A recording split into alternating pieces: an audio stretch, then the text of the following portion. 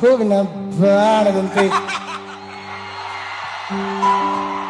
ಯಾರಿಗೂ ಕಾಣದಂತೆ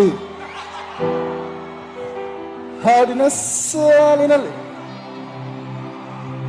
ಮೂಡುವ ಪ್ರಾಣದಂತೆ ಚೇತನವಾದಂತೆ ನಿನ್ನ ನೂತನವಾದ ನೀ ಬಂದ ಮೇಲೆ ಬಾಕಿ ಮಾತನ್ನ ಹೀಗಿರೋದು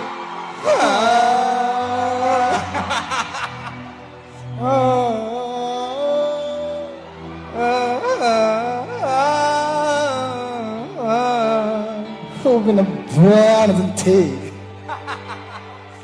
ಥ್ಯಾಂಕ್ ಯು ಮಳವಳ್ಳಿ. ಆ ಮಗು ತುಂಬಾ ಕ್ಯೂಟ್ ಆಗಿ ಎಲ್ಲ ಕಡೆ ಹಾಡ್ತಾ ಇದ್ದಾಳ. ಆ ಮಗು ಹಾಡಿದ ವಿಡಿಯೋಸ್ ಡೈಲಿ ಒಂದು 10 ಸತಿ ನನಗೆ ಬರ್ತಾ ಇದೆ.